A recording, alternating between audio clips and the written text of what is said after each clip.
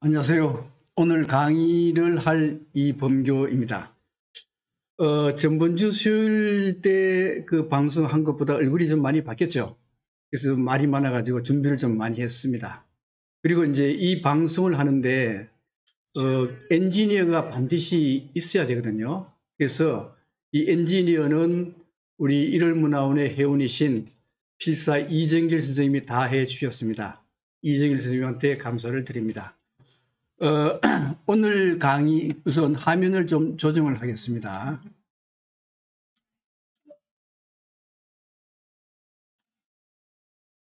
잠깐만요.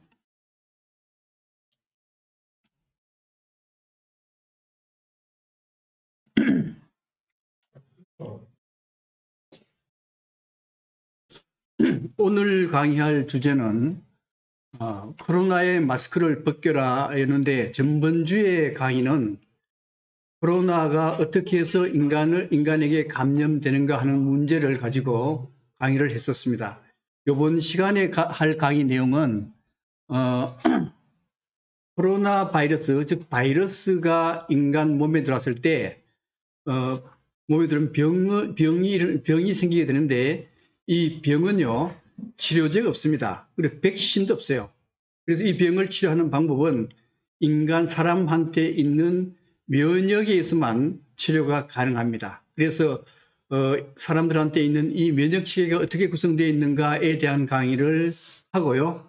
그다음 또 한 가지는 이 바이러스가 우리 몸에 들어왔을 때 어떻게 자기의 바이러스의 자손을 증식해서 퍼뜨린가 하는 문제가 되겠습니다. 그리고 그 다음에 또 이 바이러스 코로나19가 감염됐을 때 어떻게 치료하는가 하는 문제가 강의의 주제가 되겠습니다.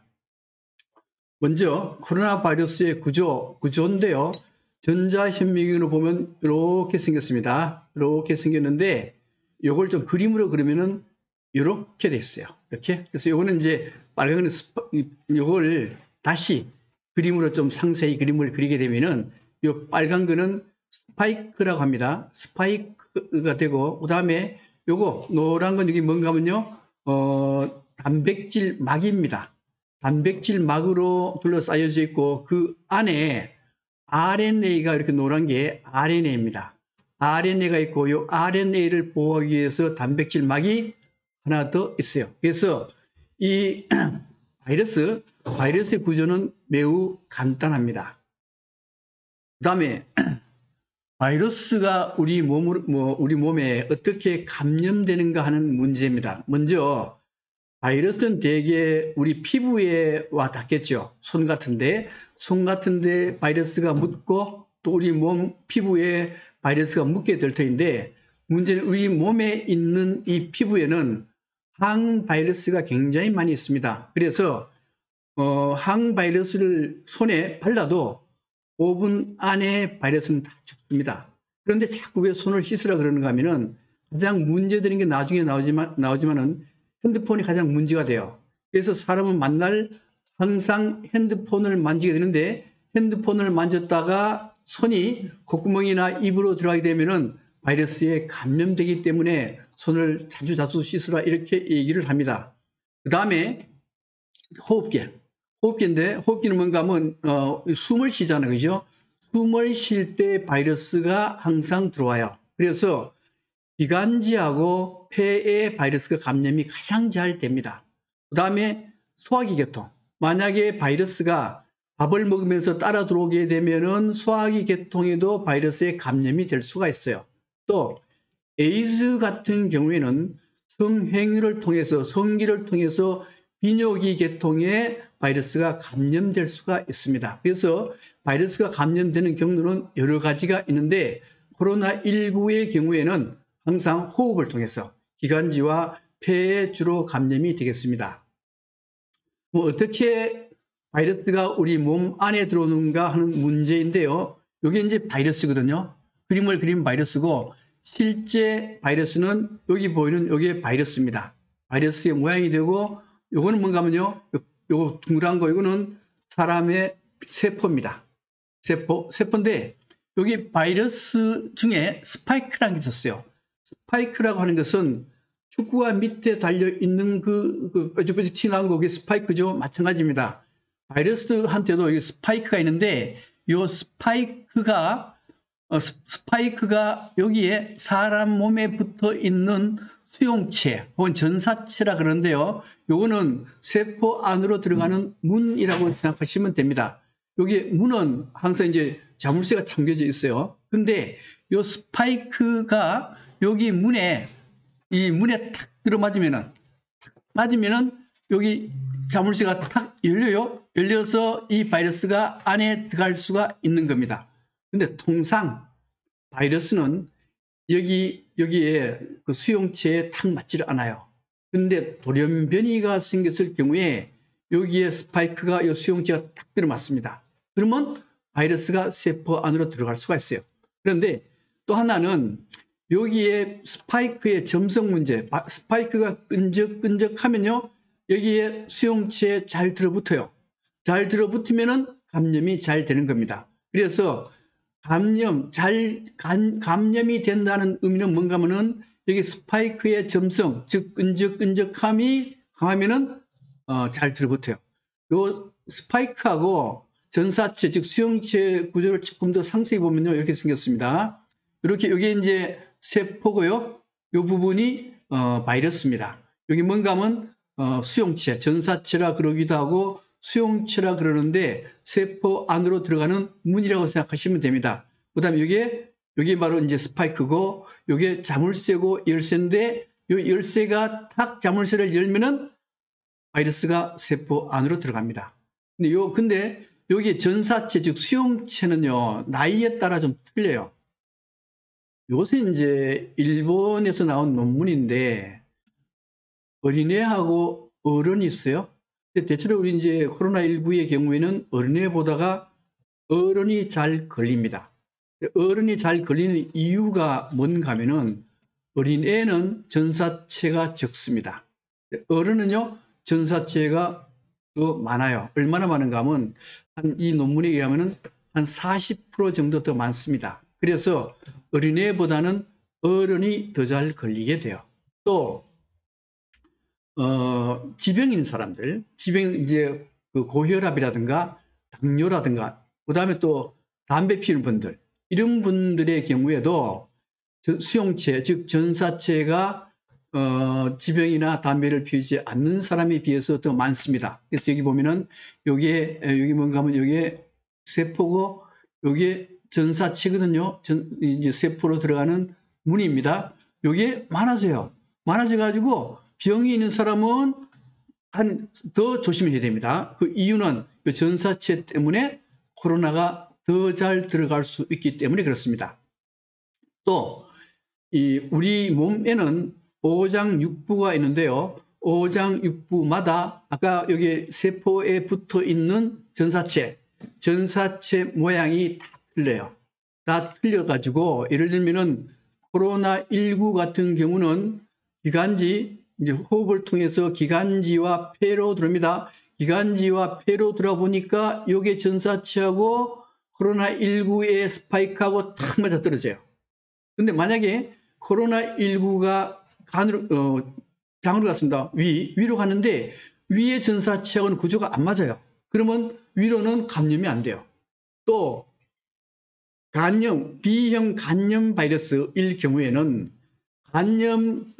간염의 간에 붙어 있는 이 전사체하고 간염 바이러스의 스파이크하고 딱 맞는 겁니다.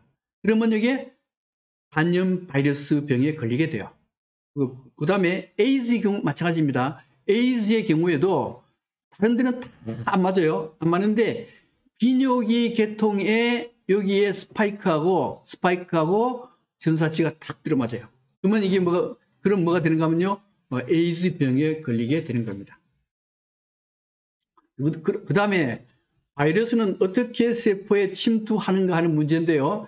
자, 바이러스의 형태는 바이러스마다 다 틀려요. 이제 이것은 코로나19가 되고 이것은 사스고 이건 메르스인데요. 조금씩 틀려요. 그런데 여기에 코로나19 같은 경우에 코로나19가 전사체에 탁 맞아 떨어지면은 세포에 있는 단백질 효소인 가위가 탁 등장해요. 가위가 등장해서 여기에 스파이크를 딱 잘라버립니다. 딱 자르게 되면은 여기에 바이러스가 딱 안으로 들어와요. 안으로 들어옵니다. 그렇게. 그 다음에 바이러스가 우리 인간 세포 안으로 들어왔습니다. 그러니까 인간 몸 안으로 들어왔는데 문제는 바이러스가 사람 몸 안으로 들어오게 되면요. 몸 안으로 들어오게 되면은, 이게 그 치료제가 없어요. 백신도 없습니다. 그래서 면역 체계로 병을 물리쳐야 됩니다. 근데 사실 이 내용들은 어떻게 보면은 의사 선생님들이 강의해야 되는데, 고등학교 교과서 보면은 탐구생활이라는 교과서가 있습니다. 아마 옛날 같으면 생물학이죠. 요 내용이 굉장히 상세하게 나와요. 그러니까 고등학교 선생님들이 굉장히 이 내용을 상세하게 가르칩니다. 그래서 이거는 의사가 아닌 저도 강의해도 되겠구나 싶어서 이 내용을 강의하게 되는 겁니다. 일단 어쨌든 간에 바이러스가 우리 몸에 쫙 접근하게 되면은 몸에 들어오면은 절대로 이게 치료할 수 있는 약도 없고 백신도 없고 오로지 면역 체계로 이 병을 물리쳐야 됩니다. 우리 몸의 면역 체계는 어떻게 되어 있나 하는 건데요. 자, 면역 체계는 크게 세 개로 나누어져 있습니다. 첫 번째가 뭔가 하면요. 초도 방어막 형성인데 초도 방어막 형성이라고 하는 것은 뭔가 하면은 우리 몸이 이렇게 있어요. 몸이 이렇게 있으면은 온몸에 피부가 있습니다. 피부는 아까도 말씀드렸듯이 항상 항바이러스가 있기 때문에 피부에 바이러스를 발라놔도 5분 내에 다 죽여버립니다. 그 다음에 주로 코로나19나 사스나 메르스는 어디로 들어오는가 하면요. 호흡기로 들어와요. 호흡기로 들어올 때 먼저 코로 숨을 쉬지 않습니까? 코로 숨을 쉬면은 콧구멍에 털이 있어요. 털이 바이러스를 바깥으로 밀어내버립니다. 못 들어오게 만들죠. 또 그 다음에 호흡기 기관지에는 끈적끈적한 액이 있습니다. 이게 때때로 이제 가래로 나지 않습니까? 이 점액인데 이 점액이 거기에는 항바이러스가 있어가지고 미생물을 죽이기도 하고 가래를 통해서 바깥으로 미생물을 내보내기도 합니다. 또 호흡기 안에 섬모가 있어요. 섬모가 있어가지고 역시 바이러스를 바깥으로 배출하기도 합니다. 이게 뭔가 하면 1차 면역기입니다. 그 다음에 2차 면역기는 뭔가 하면요. 혈액이에요. 혈액에 백혈구가 있는데 백혈구를 통해서 그 다음 단계 면역을 하게 되는 겁니다. 다시 한번 2차 면역기로 가면 이렇습니다. 여기 이제 1차 초도 방어막에서 실패했어요.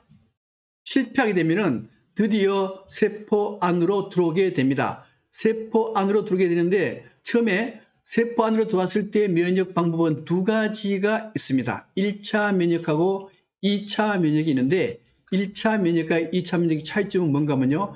1차 면역은 바이러스가 들어오자마자 바로 바이러스를 잡아먹기 시작해요. 네, 바이러스를 잡아먹습니다. 막 잡아먹는데 이게 얼마간 잡아먹는가 하면 4일 동안 잡아먹어요. 4일 동안 잡아먹어서 바이러스를 다 없애버리면 병이 다 치료되는 건데 그게 4일 동안 다 잡아먹지 못하면은 그 다음에 이게 이게 물론 세포 안으로 들어온 거예요.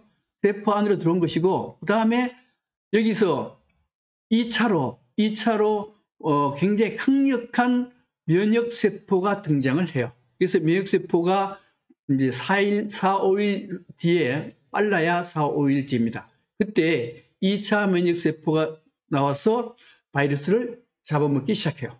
이 2차 면역세포가 바이러스를 못 잡아먹게 되면 죽습니다. 약도 없고 백신도 없으니까요. 그래서 2차 면역세포에 의해서 바이러스는 다 죽게 됐어요. 근데 1차 면역세포는 두 가지로 됐어요. 두 가지. 하나는 뭔가 하면 대식세포라는 게 있고 하나는 NK인데 이거는 뉴트럴 킬러라 그래가지고 자연 살해세포입니다. 먼저 대식세포라고 하는 것은요.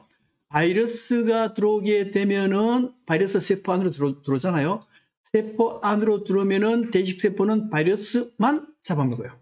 근데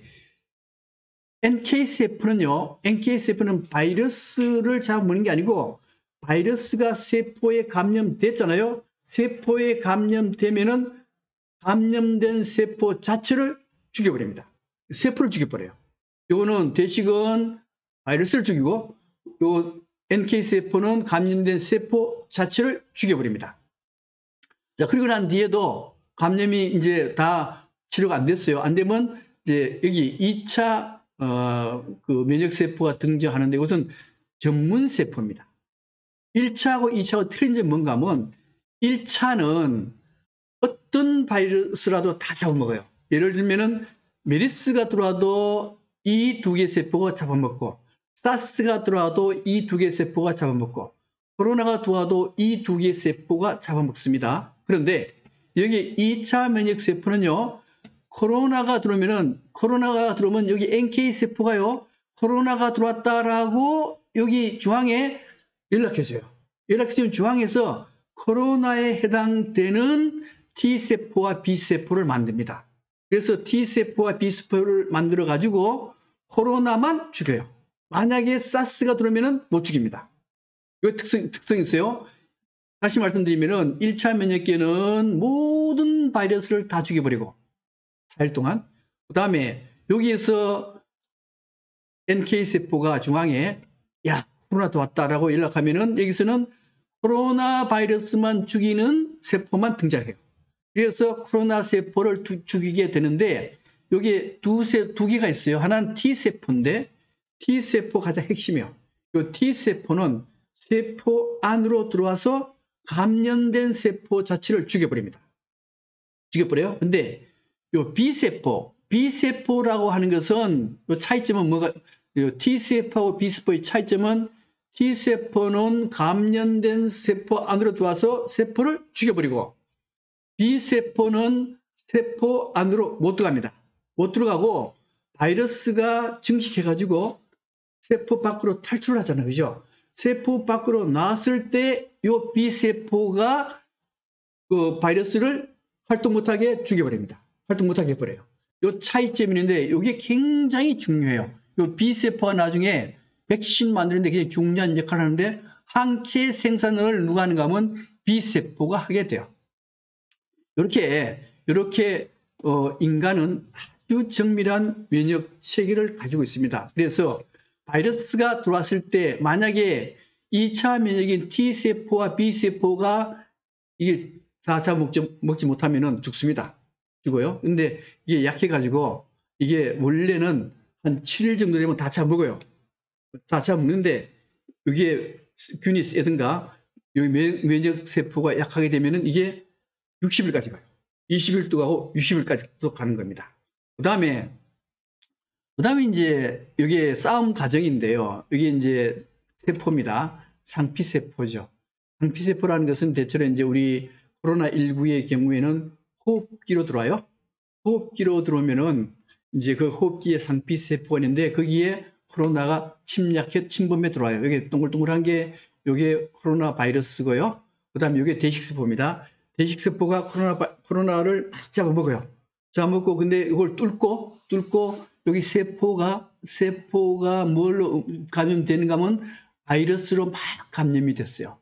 바이러스로 이렇게 감염이 막 되는 싸움터입니다. 그죠? 이 싸움터가 돼요. 싸움터가 되면은 어떤 현상이 벌어지는가 하면은 자, 이게 피부입니다. 피부인데 어떤 경로를 통해서 여기에 바이러스가 들어왔어요. 바이러스가 들어오면은 비만 세포가 바이러스 들어온 사실을 딱 알아채가지고 히스타민이라는 효소를 탁 만들어요. 이 히스타민 효소는 뭐 하는 효소인가 하면은 요게 세포 안에 있는 모세혈관입니다. 모세혈관을 팽팽하게 부풀게 만들어요. 두 번째 보면 이게 모세혈관이 굉장히 커졌잖아요. 커지니까 팽팽하게 부푸니까 혈관의 요 막이 굉장히 얇아집니다. 혈관의 막이 얇아지면서 여기서 뭐가 나는가 하면 백혈구나 혈장, 액체 성분인 백혈구나 혈장이 튀어나와요. 튀어나와서 드디어 이제 이게 아까 대식세포, 면역세포 있었잖아요. 그죠? 이 면역세포가 나오는 겁니다. 면역세포하고 여기서 그 바이러스하고 막 싸움을 해요. 죽기 살기로 싸움합니다. 싸움하게 되면은 싸움 과정에서 이게 부어요. 부어오르지 않습니까? 그죠? 부어오르는데 부어오르게 되면은 옆에 있는 신경을 눌러요. 신경을 누르면은 아프게 됩니다. 통증을 느끼게 돼요. 또 하나, 여기 벌겋게 이제 붉어지면서 열이 온도가, 체온이 올라가요. 체온이 올라가는데 문제, 이 체온이 올라가면 어떤 현상이 벌어지는가 하면요. 만약에 1도C 정도 체온이 올라가면은 바이러스의 50% 이상을 죽여버립니다. 그러니까 우리가 만약에 병에 걸려가지고 열이 올라가는데 감기, 독감이 들려가지고 이제 열이 올라가면 해열제를 먹잖아요. 해열제를 먹으면은 좋지 않다 그럽니다. 왜요? 온도 12시 올라가면 바이러스를 50% 이상 죽이는데 열을 낮춰버리니까 그 바이러스 잘 못 죽이잖아요. 그래서 그렇게 얘기하잖아요. 약을 안 먹으면 5일 만에 낫고 약을 먹으면은 7일 만에 낫는다. 뭐 그런 얘기 이제 여기서 나온 것이죠. 그 다음에 여기서 또 뭐가 문제가 되는가 하면은 사이토카인 폭풍이라는 걸 많이 들어봤을 겁니다. 이 사이토카인 폭풍이라고 하는 건 뭔가 하면은 여기 이제 그 백혈구가 딱 들어가요. 대식세포가 막 싸웁니다. 싸우면서 대식세포에서 사이토카인이라는 걸 막 분배해요. 분비를 합니다. 이 사이토카인은 뭔가 하면 옆에 세포 보고, 야, 적군이 쳐들어왔다. 그러니 같이 힘껏 싸우자. 이걸 그런 역할을 하는 게 사이토카인이라는 겁니다. 이게 사이토카인인데 사이토카인이 그냥 여기 세포만 싸워도 될 걸 옆에 세포까지 확 싸우게 만들어버려요. 싸우게 만들면은 여기 세포 하나에만 염증이 나서 그냥 치료하면 좋을 텐데 그 둘레에 있는 모든 세포가 싸움하게 돼가지고 이 많은 세포들이 염증을 일어나게 됩니다. 이 염증이 너무 많이 생겨버려요. 그럼 어떤 현상이 벌어지는가 하면은 생각하고요. 염증이 너무 많이 이제 대체로 사스나 메르스나 코로나는 기관지를 통해서 폐로 들어가거든요. 폐로 들어가가지고 폐에서 여기 정상적인 폐입니다. 폐에서 바이러스가 폐세포에 바이러스가 들어가면은 염증 반응에 의해서 그 부분만 치료하면은 정상으로 돌아가요. 그런데 사이토카인이 너무 많이 나와가지고 옆에 세포 보고 싸우라 그러면 옆에 세포까지 막 싸우면 가담을 해요. 가담하게 되면은 바이러스하고 싸울 때 어떤 현상이 벌어지는가 하면 그 핏줄이 막이 가늘어져서 거기에 액체 성분이 나온다 그랬어요. 그래서 폐세포에 정상적인 폐세포도 싸움을 하다 보면은 그 혈관막이 얇아져 가지고 물이 폐세포 안으로 차게 됩니다.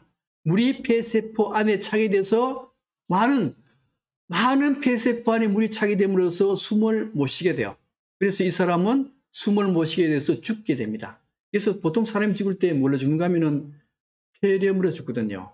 폐렴으로 죽는데 문제는 폐렴이 어떻게 해서 폐렴이 걸리냐는 문제인데 만약에 박테리아에 의해서 폐렴이 걸렸다 그런다면은 항생제로 치료가 가능합니다. 그런데 코로나 바이러스에 의해서 감염됐을 경우에는 항생제가 말을 듣지 않습니다.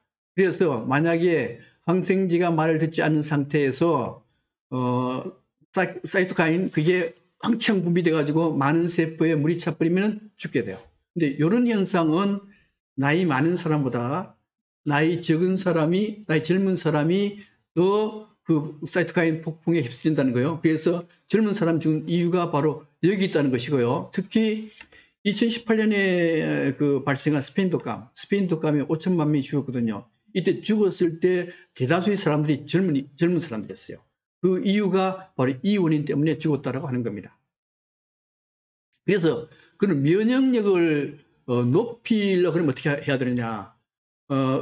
그것은 가장 중요한 게 잠을 잘 자는 겁니다. 잠을 잘 자고 잘 먹고 그 다음에 기분 좋게 하고 스트레스 없이 이렇게 하는 것이 면역력을 가장 높일 수 있다라 그래요. 근데 이제 사람들은 이게 잘 안 되잖아요. 안 되니까 홍삼정 같은 거 먹으면 되지 않겠나라고 다 얘기해요. 그죠? 홍삼정, 이제 약이나 보조식품을 먹으면은 면역력을 높인다라고 얘기하는데 카이스트의 면역학을 전공하신 신희철 교수님 같은 경우에는 지금까지 모든 약품, 모든 보조식품의 면역력을 조사했는데 면역력을 높일 수 있다라고 증명된 것은 하나도 없다. 이렇게 얘기합니다. 다르게 말씀드리면은 약품이나 보조식품으로는 면역력을 높일 수 없다는 얘기입니다. 그러니까 하여튼 잠을 잘 자고 잘 먹고 잘 놀아야 됩니다. 그 다음에 이제 코로나19의 생활사입니다. 코로나19가 이제 바이러스에 침투하잖아요. 침투했을 때 어떤 증상이 나타나는 걸 보겠습니다. 이것도 이제 칼시 신철 교수님이 만든 그래프인데요. 좀 이용을 좀 하겠습니다.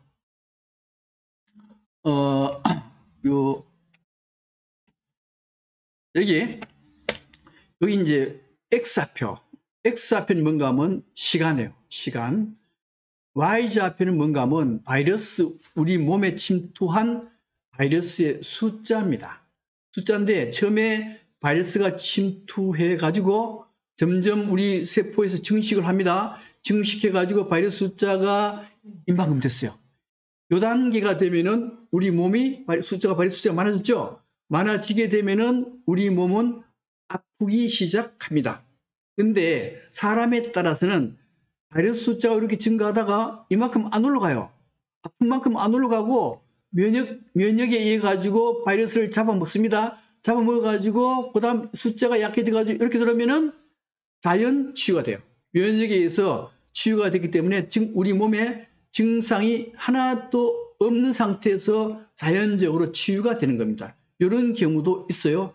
한 20% 이상 정도가 이 정도라는 거잖아요. 그죠? 그 다음에 바이러스가 점점점 증가해서 이 상태가 되면은 요때부터는 우리 몸이 엄청 아프게 돼요. 엄청 아프게 돼서 계속 증가하면 죽어버려요. 그런데 어느 단계가 되면은 면역에 의해 가지고 바이러스가 줄어듭니다. 바이러스가 줄어들었다가 그 다음에 바이러스가 이제 면역이 더 이상 못 잡아먹어요. 바이러스를 못 잡아먹습니다. 못 잡아먹게 되면은 우리 몸 안에 바이러스가 있으면서 아프진 않아요. 아프진 않다가 또 면역이 약해지면은 바이러스가 또 증가해요. 증가해가지고 또 아프기 시작해요. 이런 병이 어떤 병이 있는가 하면은 대상포진이라는 겁니다. 그죠? 대상포진의 경우에는 여기 바이러스가 이제 이때 바이러스가 대상포진 바이러스 막 증가해요. 몸에 있다가 증가하면 아프기 시작해요. 엄청 아프다가 대상포진도 치료제가 없어요. 없습니다. 없어가지고 우리 면역계에 의해 가지고 면역에 의해서 바이러스가 줄어듭니다. 바이러스 줄어들면은 다 치료됐어요. 치료되는데 완벽하게 치료된 게 아니고 우리 몸 안에 여기 그 대상포진의 바이러스가 몸 안에 있는 겁니다. 몸 안에 있다가 그 다음에 감염 면역력이 떨어지면은 또 바이러스가 증가하게 돼요. 지금 커서가 안 나오네. 이게 자 바이러스가 증가하게 되면 또 대상포진이 나타납니다. 그러니까 대상포진이라고 하는 것은 한번 걸렸다가 안 나오는 게 아니고 면역이 약해지면 또 대상포진 또 나온다는 겁니다. 그 다음에 또 하나는요. 자 여기 바이러스가 계속 증가하다가 계속 아파요. 아픈 상태에서 면역작용에 의해서 바이러스가 더 증식은 되지 않습니다. 저 증식은 되지 않으면서 우리 몸속에서 공존하는 바이러스가 있어요. 바이러스 있습니다. 바이러스 있는데 이 바이러스 이런 형태는 어떤 게 있는가 하면 우리 간의 B형 바이러스, C형 간염, B형 간염 이것은 이런 상태입니다.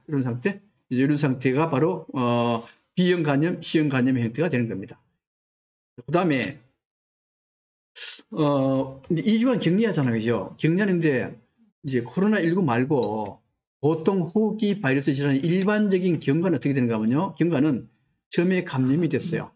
감염이 됐다가 잠복기를 거칩니다. 1주나 5일이나 1주 잠복기를 거쳐요. 근데 일반 바이러스는 이 기간에 감염이 안 됩니다. 증상이 나타날 때부터 감염이 돼요. 감염돼서 증상이 없어지면은 그다음에 다른 사람한테 감염이 안 돼요. 근데 코로나19의 경우에는 코로나19는 요때 바이러스가 감염이 됐습니다. 감염이 되고 한 평균 5일 정도 지나면은 몸이 아프기 시작을 해요.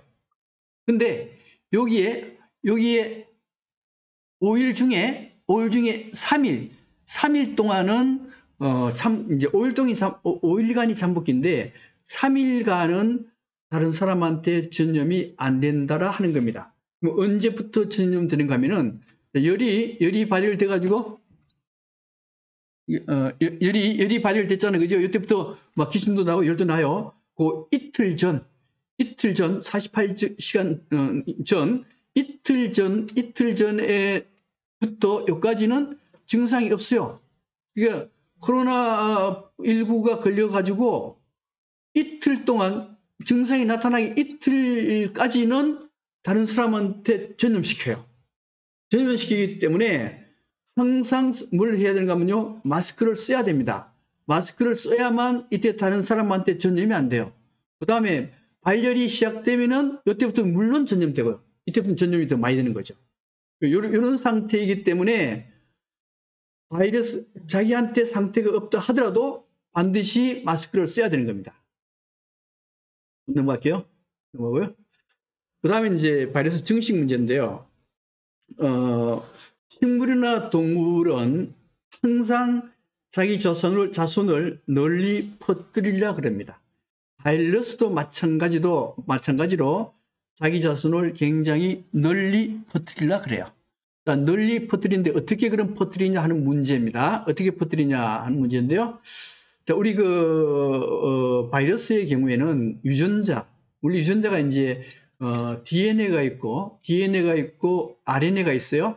근데 코로나19의 경우는 RNA입니다. 여기 이제 DNA 모습이요. DNA는 여기 두 가닥으로 되어 있거든요. 이렇게.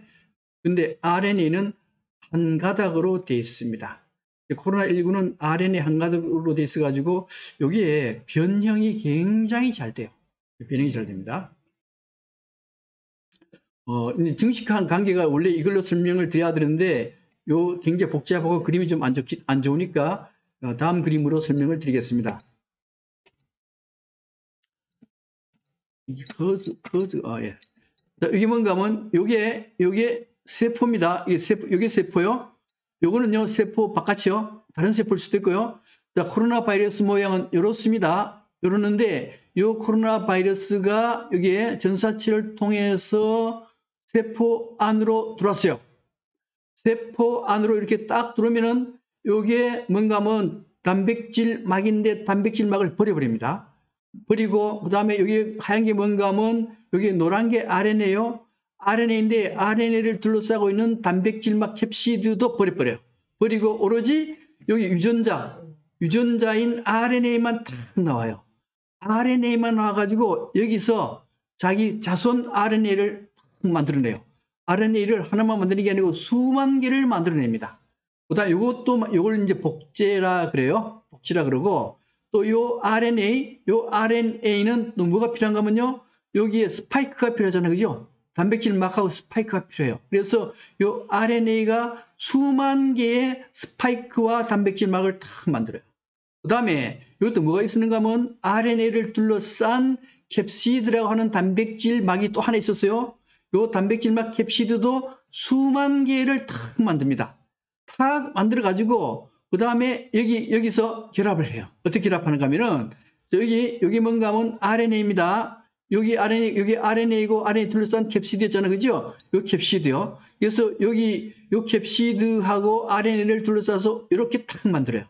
이렇게 만들고 여기 스파이크는 세포막으로 옮겨가서 그 다음에 여기에 RNA 캡시드 둘러싼 RNA가 세포 밖으로 튀어나올 때 세포막을 둘러싸고 이렇게 다른 세포로 들어가든가 사람한테로 다른 사람한테로 전염되든가 이런 과정을 밟습니다. 그러니까 RNA 하나가 들어가서 수만 개의 자손 바이러스를 만들어서 다른 세포로 넘가든가 혹은 기도를 통해서 다른 사람한테 전파시키든가 하고 이 세포는 죽여버립니다. 그러니까 바이러스에 감염되면 세포가 거기다가 죽어요. 이렇게 이런 과정을 밟습니다. 그다음에 이제 백신과 치료제의 문제인데요. 여기 보면 이제 이게 바이러스입니다. 이게 세포요.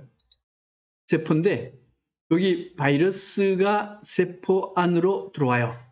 들어오는데 세포 안으로 들어오고 그다음에 여기 증식시켜서 세포 바깥으로 나가요. 근데 백신은 뭔가 하면은 여기 바이러스가 세포 안으로 못 들어가게 막는 게 백신이요. 또 하나의 백신은 뭐가 있는가 하면 자손 바이러스가 수만 개가 탁 나오는데 다른 세포 밖에서 다른 세포로 못 들어가게 다리를 콱 잡는 게 이게 백신입니다. 백신은 항상 세포 밖에서 활동을 해야 돼요. 근데 세포 안에 아까 막 그 증식시켰잖아요. 그죠? 증식시킬 때 효소가 필요해요. 효소가 필요한데 그 효소는 여기 그 증식할 때만 필요하고 인간은 필요 없습니다. 그래서 여기에 치료제를 딱 주사로 넣어가지고 여기 효소를 다 없애버려요. 없애가지고 증식을 못 시키게 하는 게 여기에 치료제입니다. 그 치료제 중에 가장 유명한 치료제가 뭐예요? 람데시빌이죠. 이 람데시빌이 뭐 하는 건가 하면은 여기에 증식을 못 시키게 만들어져요. 그래서 그 다음에 백신입니다. 먼저 백신부터 말씀드릴게요. 백신의 원리는 어떤가 하면은 여기에 이제 우리 독감 백신 맞잖아, 그죠? 독감 백신 요새 주사 맞잖아, 그죠? 그 어떻게 독감 백신 만드는가 하면은 유전자를 조작해가지고 대량으로 만들어요. 대량으로 만들어가지고 이게 그 독감을 그대로 사람한테 그 주사 놓으면은 독감 걸려 죽어보잖아, 그죠? 그러니까 이걸 독소를 없앱니다. 아주 약하게 사람이 맞아도 아무 문제 없게 만들어서 주사를 탁 줘요.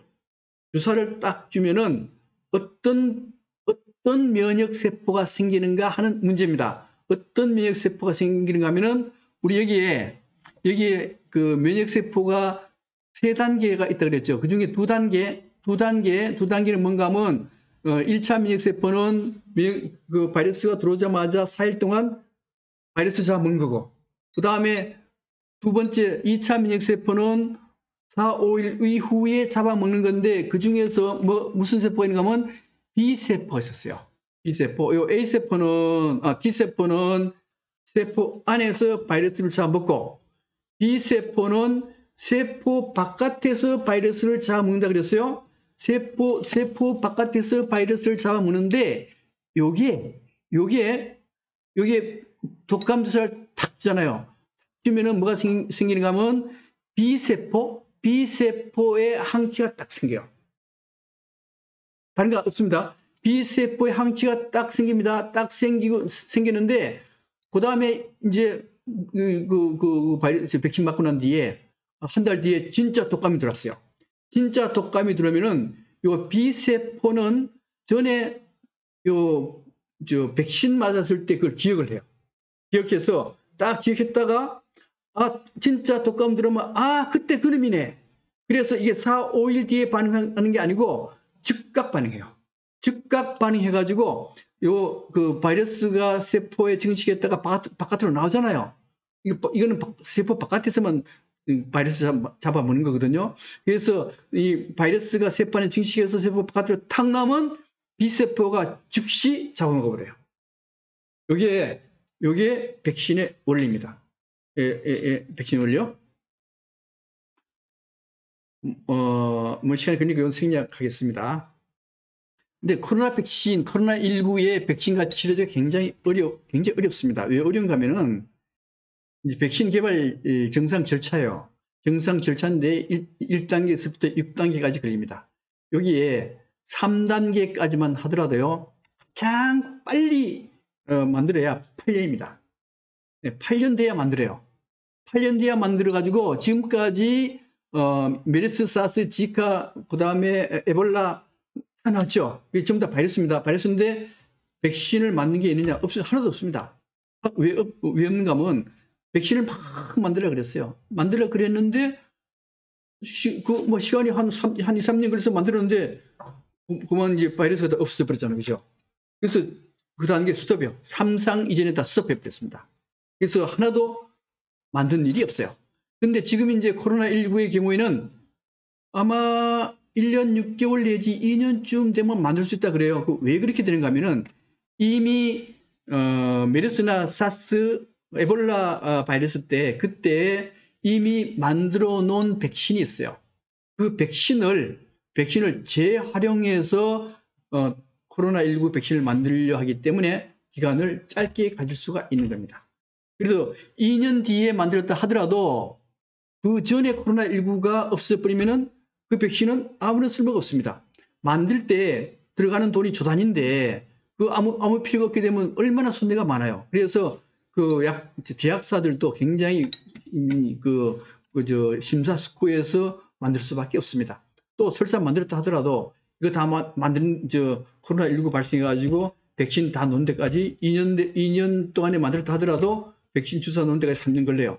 3년, 지금까지 경과를 보면은 3년 뒤에 또 다른 바이러스가 또 난단 말이에요. 그죠? 그러니까 백신 만들어 봤자 제대로 활용을 못할 가능성이 굉장히 많아요. 그렇기 때문에 어쩔 수 없이 우리 인간의 면역 체계에서 바이러스에 대처해야 된다는 것입니다.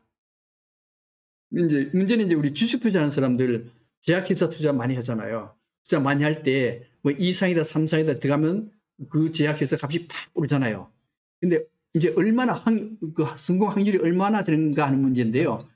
1상이 70%고 2상이 30%고 3상이 25%입니다. 이 3상 들어갈 때쯤 되면 주가가 뭐 5배씩 막 뛰는데 사실은 성공 확률은 4분의 1밖에 안 돼요. 주식 투자할 때 좀 조심해야 됩니다. 그 다음 치료제는 람데시비르인데 이 람데시비르의 하는 방법은 어떻게 하는가 하면은 람데시비르 원래 이제 우리 국수 만들 때요. 국수 만들 때 밀가루가 필요해요.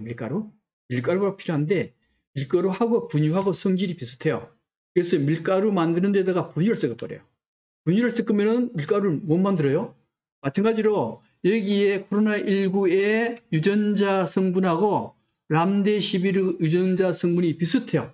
그래서 그 세포 안에 람데시비르를 주사를 딱 놓으면은 그 코로나19의 RNA가 분간을 못 해가지고 뒤섞여서 만들다 보니까 국수를 못 만들시 그 자기의 자손을 못 만들게 하는 방법이 바로 람데시비르인데요. 이게 트럼프가 람데시비르가 그렇게 효과가 좋다 그러는데 이틀 전에 후에서 발표된 거 보면은 별 효과 없다라고도 났어요. 넘어갈게요. 자, 바이러스가 배출됩니다. 이제 바이러스가 들어와서 증식해서 수만 개의 바이러스가 배출돼요. 바이러스가 배출될 때 공기에 전파 가능성이 있는가 없는가 문제입니다. 자, 여기에 이 사람이 바이러스에 걸렸어요. 바이러스에 걸려가지고 기침이나 저침을 탁 했어요. 탁 하면 여기 나오는 비말, 침방울입니다. 이게 침방울의 크기는 대체로 50마이크로 정도 된다 그래요. 50마이크로는 얼마나 멀리 날아가는가 하면은 1m 정도 날아가요. 1m 정도 날아가니까 2m만 띄우면은 비말이 사람한테 안 와요. 근데 문제는 요 침방울이 지금같이 가을이 되면은 건조하잖아요. 건조해서 습기가 날아갑니다. 습기가 날아가면 요 침방울이 적어져요. 이걸 비말핵이라 그럽니다. 비말핵의 경우에는 더 멀리 갈 수가 있어요. 그래서 한절기가 되면은 건조해지기 때문에 그때 코로나19가 더 걸릴 가능성이 많다는 이유는 바로 거기에 있습니다. 그 다음 또 한 가지는 비말이 적은데 그 대신 이제 침방울이 적으면요. 바이러스 수가 적어요. 잘 안 걸린다는 거거든요. 근데 문제는 밀폐된 공간에서 여름에 더울 때 선풍기를 휙 튼다든가 에어컨을 휙 틀면은 이게 멀리 날아가요. 멀리 날아가서 특수한 경우에는 에어로졸, 즉 공기로도 전염이 된다라 얘기합니다. 사실 바이러스가 공기로 전염되는 경우에는 홍역이나 그다음에 결핵 같은 경우는 공기로 전염이 됩니다. 그런데 현재까지는 코로나19가 공기로 전염되는 경우는 있다라고 공기로 전염된 게 있다는 보고는 없습니다.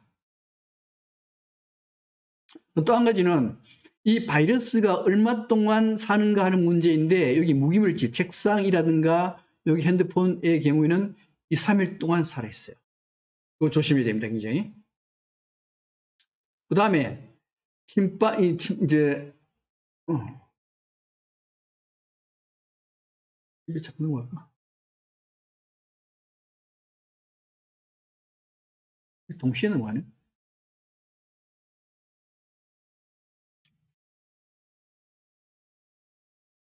잠깐만요.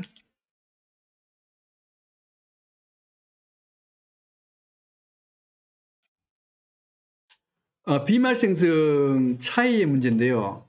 말할 때 침방울이 몇 개 튀어나온 거면 2,600개 튀어나옵니다. 기침할 때는 3,000개 튀어나오고요. 재치기 할 때 4만 개가 튀어나와요. 그래서 재치기가 제일 위험합니다. 그죠? 네, 위험해요. 그 다음에, 그러면 얼마나 많은 바이러스를 흡입해야 감염될까 하는 문제인데, 최소 감염량 결정 요소는 이게 사람 나이, 어린애냐, 나이가 많으냐, 건강 상태, 병이 있냐, 없냐, 이런 문제입니다. 또 하나는 바이러스 독성이 강하냐, 약하냐, 여러 가지 요소가 결정하는 것이지, 일률적으로 결정하기 어렵습니다. 단지 인플루엔자의 최소 감염량은 약 3,000 바이러스 정도가 들어야 돼요. 사스의 경우는 약 500입자 정도 들어오면 바이러스에 걸린다는 겁니다. 코로나19는 아직까지 몇 개가 들어와야 감염된다는 보고는 없습니다. 그 다음에 바이러스 생존기간이요. 플라스틱은 생존기간이 3일입니다. 스테인레스는 2일이고요. 그 다음에 판지 1일, 공기는 3시간, 구리는 4시간입니다. 그러니까 중요한 게 뭔가 하면 플라스틱이요. 플라스틱, 우리가 가지고 있는 것 중에 플라스틱이 어떻게 플라스틱이요? 핸드폰이 플라스틱이요.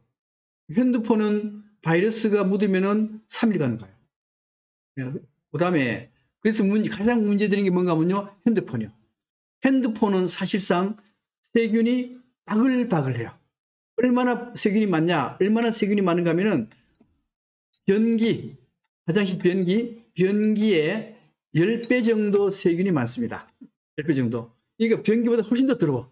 그러니까 손을 깨끗이 씻는 게 문제가 아니고 핸드폰을 깨끗이 써야 돼요. 이 핸드폰 실제로 이게 핸드폰에 세균이 있나 없나 찍어본 거거든요. 세균이 바글바글 하잖아요. 그 다음에 마스크는요, KF80 이상 되면은 거의 바이러스에 안 걸린다 그래요. 그래서 항상, 마스크를 써야 됩니다. 근데 문제는 마스크 쓸 때 어떻게 해야 되는가? 관리를 잘해야 돼요. 우리 보통 보면 저 같은 경우도 마스크 하나 가지고 한 일주일 쓰거든요. 일주일 쓰는데 이거 깨끗하게 쓰면 문제가 없어요. 어떻게 깨끗하게 써야 되는가 하면은, 항상 손으로 마스크를 잡으면 안 되고 끈을 잡아야 됩니다. 끈을 잡고 그다음에 끈을 잡을 때 손을 깨끗이 씻어야 되고요. 항상 핸드폰 만지는데 핸드폰 만지는 손으로 그다음에 마스크를 만지면 안 돼요. 그다음에 또 한 가지는 이제 마스크를 하루 끼고 이제 빼내잖아요. 그죠? 빼가지고 주머니에 이렇게 집어넣었다가 또 쓰면 이건 안 되는 거예요. 그래서 보관 관리를 잘 해야 됩니다. 집단 면역 관계인데요. 이 집단 면역 문제는 이제 그 스웨덴이 집단 면역을 시작했지 않습니까? 그 집단 면역을 하려 그러면 얼마나 많은 사람이 코로나에 걸려야 되는가 하면은 60%가 코로나에 걸려가지고 항체를 가지고 있으면은 집단 면역이 된다라 그럽니다. 그래서 집단 면역 하려 그러면 사람이 얼마나 많이 죽는가 하는 문제인데요. 세계 인구가 76억이에요. 76억인데 이 76억의 60%가 걸려야 되잖아요. 그죠? 그러면은 45억 명이 코로나에 걸려야 됩니다. 그럼 45억 명인데 그걸 현재의 치명률로 계산하면 얼마나 많이 죽어야 되는가 하면요. 1억 5천만 명이 죽어야 돼요. 1억 5천만 명. 근데 한국의 경우에는 어떤가 하면은 한국의 경우에는 5,200만 명의 60%면은 3천만 명 정도가 항체를 가져야 됩니다. 그렇게 항체를 가지려면은 현재 치명률로 계산하면은 54만 명이 죽어야 전 국민이 60%가 항체를 가집니다. 이게 집단 면역이거든요. 근데 이거 할 수 있는가 하는 문제예요. 근데 지금 오늘 신문 보니까 감염의 전문가도 뭐라 얘기하는가 하면은 집단 면역을 해보자. 도저히 생활 면역이가 힘들어 못하겠다. 경제적으로 굉장히 문제가 많다. 그러니 집단 면역을 하자 이렇게 얘기를 하거든요. 집단 면역하는 방법은 어떻게 하는 거냐? 65세 이상은 철저히 관리하고 그 이하는 마음대로 활동할 수 있도록 이렇게 하자 그러는데 문제는 이게 잘 안 될 가능성이 많거든요. 그래서 여기 54만 명 죽는데 이 죽는 사람이 대체로 누가 죽는가 하면 65세 이상이 거의 다 죽어요. 이건 윤리적인 문제가 되는 겁니다.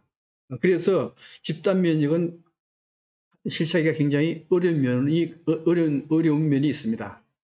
그 다음에 이제 바이러스가 어떤 형태로 진행되는가 하는 문제인데요. 이 바이러스는 스페인 독감을 예로 듭니다. 스페인 독감이 언제 발생되는가 하면요. 2018년 6월 달에 처음 발생됐어요. 2018년.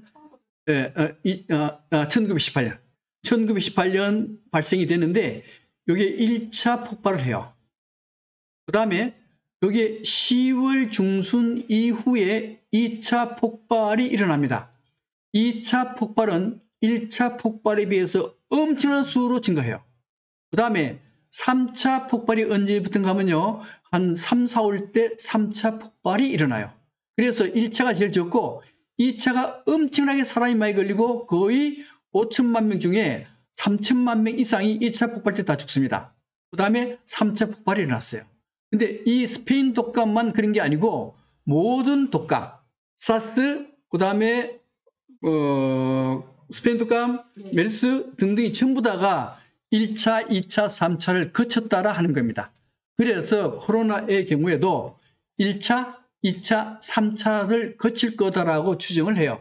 이미 1차는 끝났고요. 지금 10월 달이 됐습니다. 10월 달이 됐는데 우리나라는 별로 많이 일어나지 않는데 유럽이나 미국은 엄청나게 증가하고 있습니다. 이것이 아마 2차 폭발이 아니겠는가. 이게 11월 달까지 간다는 거예요.